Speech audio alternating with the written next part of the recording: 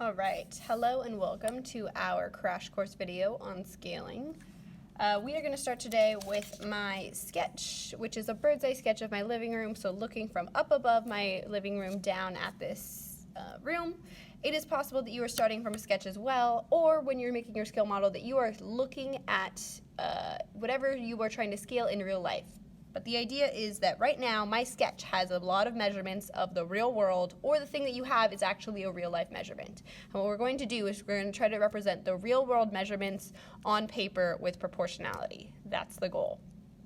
So sometimes we get to choose our scale in the world, and sometimes it is given to us. Today I chose our scale to be 1 centimeter is equal to 1.5 feet.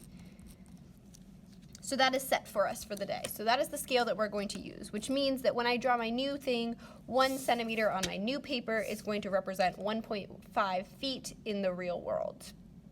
So in order to be able to draw all of this picture in a scale drawing, I need to know what each of these measurements in the real world would be on paper.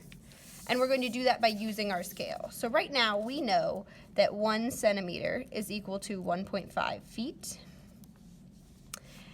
And so we're trying to figure out, let's start with maybe the top length. We're trying to figure out how many centimeters would represent that 11 feet, the length of my wall across the top. So there's multiple ways that we can do this. One of the ways uses unit conversion and considers this idea of our scale factor to be our giant 1. And what we do is we start with our 11 feet, the thing that we know, and we're going to multiply by a gigantic 1 here. Now the gigantic 1 that we're going to use is this ratio of our scale factor, and the choice that we have to make here is my numerator going to contain centimeters, or is my numerator going to contain feet? Currently I have feet in the numerator of what I've started with. I want feet to go away and I want to end up with centimeters, so I'm going to put the feet of my scale factor in the denominator and the centimeters of my scale factor in the numerator so that feet can cancel out. And I end up with 11 centimeters divided by 1.5. Or if I do that math out right here, let's go 11 divided by 1.5. I end up with 7.3 centimeters. So what that means is that 7.3 centimeters on paper is going to represent 11 feet in the real world. Real world. So what I'm going to do is I'm going to go over here and I'm going to mark up my drawing with a bunch of the measurements. I'm going to add a blue mark for each one of the centimeter lengths that would represent these real feet measurements in the real world. Let's skip ahead. Math magic, here we go.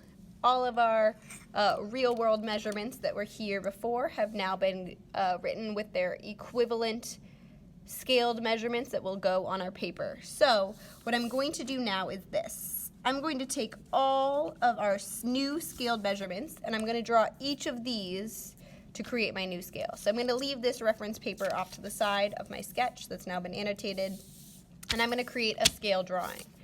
And on my scale drawing, I'm going to start by drawing out the border. The border of my room used to be 11 feet by 20 feet. It is on my paper going to be represented by a 13.3 centimeter by 7.3 centimeter rectangle. So I'm going to draw that part in now. Based on spatial orientation, let's go this way. So I need to get 7.3 feet, so I'm going to measure and knock that one in right there. That's 7.3 centimeters. And then I'm going to measure straight down from where I started. Put that guy on 0, and I need to be 13.3 centimeters long this way.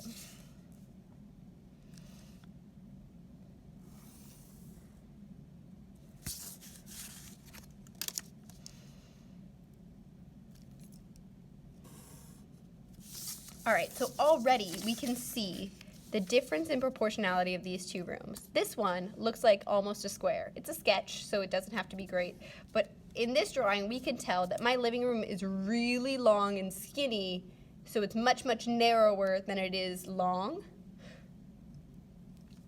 So now what I need to do, now that I have the outside part, I need to put in all of these individual pieces And not only do I need them all to be the right size in their length and width, but I also need their placement along each wall to be in the right spot, or even in free space, which gets even harder.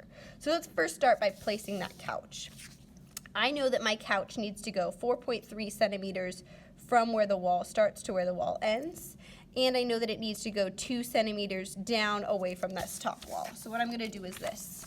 I'm going to mark 2.2 centimeters down and just leave myself a mark somewhere right in the middle. Hopefully this is far enough over that it still is within my 4.3 centimeters. So that way I'm going to use this as my indicator to line up here and figure out where 4.3 centimeters would be. So now I know how far over and how much up to go. And I'm going to double check myself again that this is still in fact 2 centimeters, which it is. And there we go. There's my couch.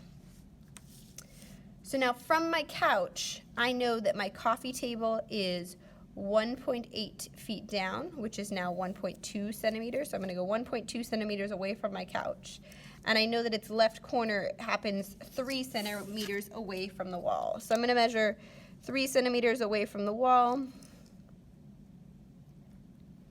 and just put a little tick mark in there. Hopefully, again, that's long enough. And now I'm going to measure 1.2 centimeters away from my couch, just like that. So that tells me that that left corner of my coffee table, that it's right here, is going to be represented by this dot right here. And now I know that I need to make my coffee table 1.5 centimeters wide.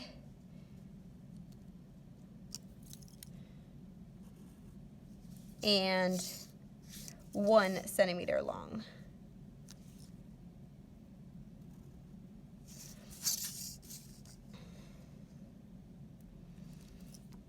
And what we're beginning to notice is that while our sketches help give us a little bit of an orientation of what things exist in a room, the way that our items were placed in the original versus in my scale are vastly, vastly different. Check out where the coffee table is in this image in comparison to the couch. Check out where it is in my scale drawing in comparison to the couch.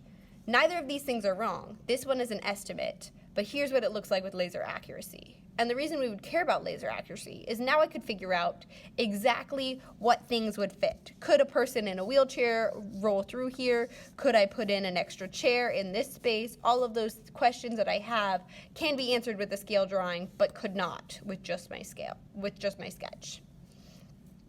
So I would continue in this pattern to make the entire scale drawing. And again, let's skip ahead. All right, and now we've skipped ahead and we've got our complete scale drawing here.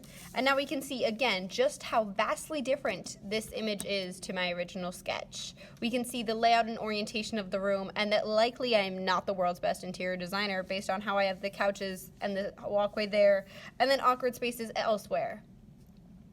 But this image, in its existence now, I need to put absolutely no labels on. As soon as I have my scale up in the corner, I don't need any other measurements on this one. So all of the busyness that existed here on my scale drawing or my sketch from before, all of this busyness, the numbers, the labeling, I don't need any of those things anymore with my scale drawing. All I need is this clean picture and one little bit of work of what my scale is. And you would be able to replicate exactly what my living room looks like if I emptied it out for you. All right, that's it for scaling. Hopefully that was helpful.